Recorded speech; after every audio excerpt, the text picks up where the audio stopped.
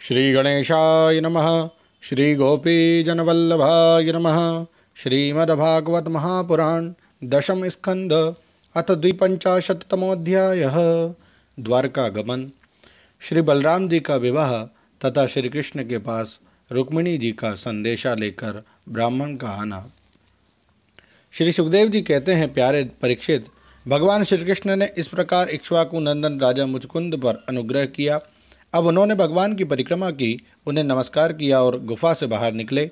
उन्होंने बाहर आकर देखा कि सब के सब मनुष्य, पशु, लता और वृक्ष वनस्पति पहले की अपेक्षा बहुत छोटे छोटे आकार के हो गए हैं। इससे यह जानकर कि कलयुग आ गया है, वे उत्तर दिशा की ओर चल दिए। महाराज मुचुकुंद तपस्या, श्रद्धा, धैर्य तथा अनासक्ति से युक्त एवं संशय संदेह से मुक्त थे। वे अपना चित्त भगवान श्री कृष्ण में लगाकर गंधमादन पर्वत पर जा पहुँचे।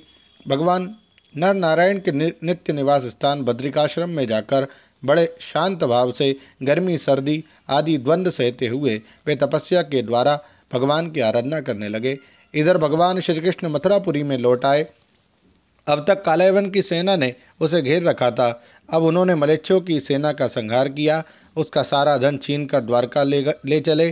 जिस समय भगवान श्री कृष्ण के आज्ञानुसार मनुष्यों और बेलों पर वह धन ले जाया जाने लगा, उसी समय मगधराज जरासंध फिर 18वीं बार 23 अक्षौहिणी सेना लेकर आधमका। परीक्षित, शत्रु सेना का प्रबल वेग देखकर भगवान श्री कृष्ण और बलराम मनुष्यों की सी लीला करते हुए उसके सामने बड़ी फुर्ती के साथ भाग निकले। उनके मन में तनिक भी भय ना था, फिर भी मानो अत्यंत भयभीत हो गए हों। इस प्रकार का नाट्य करते हुए वे सब का सब धन वहीं छोड़कर अनेक योजनों तक वे अपने कमल दल के समान सुकोमल चरणों से ही पैदल भागते चले गए। जब महाबली मगधराज जरासंध ने देखा कि श्री कृष्ण और बलराम तो भाग रहे हैं, तब वे हंसने लगा और अपने रथ सेना के साथ उनका पीछा करने लगा। उसे भगवान श्री कृष्ण और बलराम जी के ऐश्वर्य प्रभाव आदि का ज्ञान न था। बहुत दूर तक दौड़ने के कारण दोनों भाई कुछ थक से गए। अब वे बहुत ऊंचे प्रवर्षण पर्वत पर चढ़ गए। उस पर्वत का प्रवर्षण नाम इसलिए पड़ा था कि वहाँ सदा ही मेघ वर्षा किया करते थे। परीक्षित, जब जरासंध ने देखा कि वे दोनों पहाड़ में छिप गए और बहुत ढूंढने पर भी पता न चला, तब उसने ईंधन से भरे हुए प्रवर्षण पर्वत के चारों ओर आग लगवाकर उसे जला दिया। जब भगवान ने देखा कि पर्वत के छोर जलने लगे हैं, तब दोनों भाई जरासंध की सेना के घेरे को लांघते हुए बड़े वेग से उस 11 योजन 44 कोस ऊंचे पर्वत से एकदम नीचे धरती पर कूद आए। राजन, उन्हें जरासंध ने अथवा उसके किसी सैनिक ने देखा नहीं और वे दोनों भाई वहाँ से चलकर फिर अपनी समुद्र से घिरी हुई द्वारकापुरी में चले आए।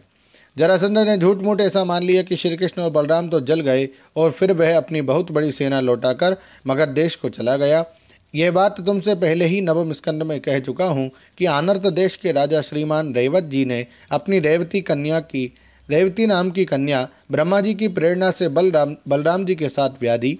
परीक्षित, भगवान श्री कृष्ण भी स्वयंवर में आए हुए शिशुपाल और उसके पक्षपाती शाल्व आदि नरपतियों को बलपूर्वक हराकर सबके देखते देखते जैसे गरुड़ ने सुधा का हरण किया था, वैसे ही विदर्भ देश की राजकुमारी रुक्मिणी जी को हर लाए और उनसे विवाह कर लिया। रुक्मिणी जी राजा भीष्मक की कन्या तथा स्वयं भगवती लक्ष्मी जी का अवतार थी। राजा परीक्षित ने पूछा, भगवान, हमने सुना है कि भगवान श्री कृष्ण ने भीष्मक नंदनी परम सुंदरी रुक्मिणी देवी जी को बलपूर्वक हरण करके राक्षस विधि से उनके साथ विवाह किया था। महाराज, अब मैं यह सुनना चाहता हूँ कि परम तेजस्वी भगवान श्री कृष्ण ने जरासंध, शाल्व आदि नरपतियों को जीतकर किस प्रकार रुक्मिणी जी का हरण किया। ब्रह्मर्षि, भगवान श्री कृष्ण की लीलाओं के संबंध में क्या कहना है? वे स्वयं तो पवित्र हैं ही, सारे जगत का मल धो बहाकर उसे भी पवित्र कर देने वाली हैं। उनमें ऐसी लोकोत्तर माधुरी है जिसे दिन रात सेवा करते रहने पर भी नित्य नया नया रस मिलता रहता है। भला ऐसा कौन रसिक, कौन मर्मज्ञ है जो उन्हें सुनकर तृप्त ना हो जाए। श्री सुखदेव जी कहते हैं, परीक्षित, महाराज भीष्मक विदर्भ देश के अधिपति थे। उनके 5 पुत्र और एक सुंदरी कन्या थी। सबसे बड़े पुत्र का नाम था रुक्मी और 4 छोटे थे जिनके नाम थे क्रमशः रुक्मरथ, रुक्मबाहु, रुक्मकेश और रुक्ममाली। इनकी बहन थी सती रुक्मिणी। जब उसने भगवान श्री कृष्ण के सौंदर्य, पराक्रम, गुण और वैभव की प्रशंसा सुनी, जो उसके महल में आने वाले अतिथि प्रायः गाया ही करते थे, तब उसने यही निश्चय किया कि भगवान श्री कृष्ण की मेरे अनुरूप पति हैं। भगवान श्री कृष्ण भी समझते थे कि रुक्मिणी भी बड़े सुंदर सुंदर लक्षण हैं। वह परम बुद्धिमती है, उदारता, सौंदर्य, शील, स्वभाव और गुणों में भी अद्वितीय है, इसलिए रुक्मिणी ही मेरे अनुरूप पत्नी है। अतः भगवान ने रुक्मिणी जी से विवाह करने का निश्चय किया। रुक्मिणी जी के भाई बंधु भी चाहते थे कि हमारी बहन का विवाह श्री कृष्ण से ही हो, परंतु रुक्मी श्री कृष्ण से बड़ा द्वेष रखता था। उसने उन्हें विवाह करने से रोक दिया और शिशुपाल को ही अपनी बहन के योग्य वर समझा। जब परम सुंदरी रुक्मिणी जी को यह मालूम हुआ कि मेरा बड़ा भाई रुक्मी शिशुपाल के साथ मेरा विवाह करना चाहता है, तब वे बहुत उदास हो गईं। उन्होंने बहुत कुछ सोच समझकर एक विश्वास पात्र ब्राह्मण को तुरंत श्री कृष्ण के पास भेजा। जब वे ब्राह्मण देवता द्वारकापुरी में पहुँचे, तब द्वारपाल उन्हें राजमहल के भीतर ले गए। वहां जाकर ब्राह्मण देवता ने देखा कि आदि पुरुष भगवान श्री कृष्ण उन्हें सोने के सिंहासन पर विराजमान हैं। ब्राह्मणों के परम भक्त भगवान श्री कृष्ण उन ब्राह्मण देवता को देखते ही अपने आसन से नीचे उतर गए और उन्हें अपने आसन पर बैठाकर वैसी ही पूजा की जैसे देवता लोग उनकी भगवान की किया करते हैं। आदर सत्कार कुशल प्रश्न के अनंतर जब ब्राह्मण देवता खा पी चुके, आराम विश्राम कर चुके, तब संतों के परम आश्रय भगवान श्री कृष्ण उनके पास गए और अपने कोमल हाथों से उनके पैर सहलाते हुए बड़े शांत भाव से पूछने लगे, हे ब्राह्मण शिरोमणि, आपका चित्त तो सदा सर्वदा संतुष्ट रहता है ना? आपको अपने पूर्व पुरुषों द्वारा स्वीकृत धर्म का पालन करने में कोई कठिनाई तो नहीं होती? ब्राह्मण यदि जो कुछ मिल जाए उसी में संतुष्ट रहे और अपने धर्म का पालन करे, उससे च्युत ना हो, तो वह संतोष ही उसकी सारी कामनाएं पूर्ण कर देता है। यदि इंद्र का पद पाकर भी किसी को संतोष ना हो, तो उसे मुक्त सुख के लिए एक लोक से दूसरे लोक में बार बार भटकना पड़ेगा। वह कहीं भी शांति से बैठ नहीं सकेगा। परंतु जिसके पास तनिक भी संग्रह परिग्रह नहीं है, जो उसी अवस्था में संतुष्ट है, वे सब प्रकार से संताप रहित होकर सुख की नींद सोता है। जो स्वयं प्राप्त हुई वस्तु से संतोष कर लेते हैं, जिनका स्वभाव बड़ा ही सुंदर है और जो समस्त प्राणियों के परम हितैषी, अहंकार रहित और शांत हैं, उन ब्राह्मणों को मैं सदा सिर झुकाकर नमस्कार करता हूँ। ब्राह्मण देवता, राजा की ओर से तो आप लोगों को सब प्रकार की सुविधा है ना? जिसके राज्य में प्रजा का अच्छी तरह पालन होता है, वह आनंद से रहती है, वह राजा मुझे बहुत ही प्रिय है। ब्राह्मण देवता, आप कहाँ से, किस हेतु से और किस अभिलाषा से इतना कठिन मार्ग तय करके यहाँ पधारे हैं? यदि कोई बात विशेष गोपनीय ना हो तो हमसे कहिए, हम आपकी क्या सेवा करें? परीक्षित, लीला से ही मनुष्य रूप धारण करने वाले भगवान श्री कृष्ण ने जब इस प्रकार ब्राह्मण देवता से पूछा, तब उन्होंने सारी बात कह सुनाई। इसके बाद वे भगवान से रुक्मिणी जी का संदेश कहने लगे। रुक्मिणी जी ने कहा है, श्रुत्वा गुणान भवन सुंदर शृण्वतां ते निर्विश्य कर्ण विवरै हरतोंगतापम रूपम दृशाम दृशिमता मखिलार्थलाभम त्वच्युता विशति चित्तमवत्रपम में। रुक्मिणी जी ने कहा, त्रिभुवन सुंदर आपके गुणों को जो सुनने वालों के कानों के रास्ते हृदय में प्रवेश करके एक एक अंग के ताप जन्म जन्म की जलन बुझा देते हैं, तथा अपने रूप सौंदर्य को जो नेत्र वाले जीवों के नेत्रों के लिए धर्म, अर्थ, काम, मोक्ष चारों पुरुषार्थों के फल एवं स्वार्थ परमार्थ सब कुछ है, श्रवण करके प्यारे अच्युत मेरा चित्त लज्जा शर्म सब कुछ छोड़कर आप में ही प्रवेश कर रहा है।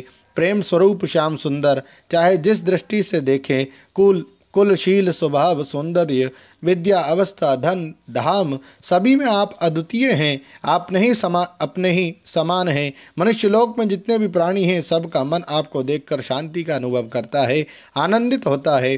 अब पुरुष भूषण, आप ही बतलाइए कि ऐसी कौन सी कुलवती, महागुणवती और धैर्यवती कन्या होगी जो विवाह के योग्य समय आने पर आपको ही पति के रूप में वर्ण न करेगी। इसलिए प्रियतम, मैंने आपको पति रूप से वर्ण किया है। मैं आपको आत्मसमर्पण कर चुकी हूँ। आप अंतर्यामी हैं। मेरे हृदय की बात आपसे छिपी नहीं है। आप यहाँ पधार कर मुझे अपनी पत्नी के रूप में स्वीकार कीजिए।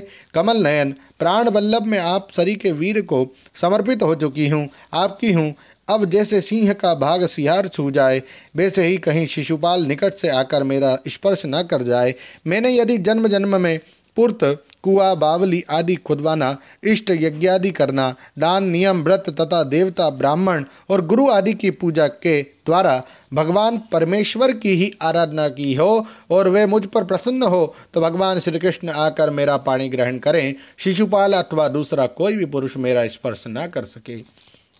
प्रभो, आप अजित हैं। जिस दिन मेरा विवाह होने वाला हो उसके एक दिन पहले आप हमारी राजधानी में गुप्त रूप से आ जाइए और फिर बड़े बड़े सेनापतियों के साथ शिशुपाल तथा जरासंध की सेनाओं को मत डालिए, तहस नहस कर दीजिए और बलपूर्वक राक्षस विधि से वीरता का मूल्य देकर मेरा पाणी ग्रहण कीजिए। यदि आप यह सोचते हो कि तुम तो अंतःपुर में भीतर के जनाने महलों में पहरे के अंदर रहती हो, तो तुम्हारे भाई बंधुओं को मारे बिना मैं तुम्हें कैसे ले जा सकता हूँ? तो इसका उपाय मैं आपको बतलाए देती हूँ। हमारे कुल का एक ऐसा नियम है कि विवाह के पहले दिन कुलदेवी का दर्शन करने के लिए एक बहुत बड़ी यात्रा होती है। जुलूस निकलता है जिसमें विवाही जाने वाली कन्या को, दुल्हन को नगर के बाहर गिरिजा देवी के मंदिर में जाना पड़ता है। कमल नयन उमापति भगवान शंकर के समान बड़े बड़े महापुरुष भी आत्मशुद्धि के लिए आपके चरण कमलों की धूल से स्नान करना चाहते हैं। यदि मैं आपका वह प्रसाद, आपकी वह चरण धूल नहीं प्राप्त कर सकी, तो व्रत द्वारा शरीर को सुखाकर प्राण छोड़ दूंगी, चाहे उसके लिए सैकड़ों जन्म क्यों न लेने पड़े। कभी ना कभी तो आपका वह प्रसाद अवश्य ही मिलेगा।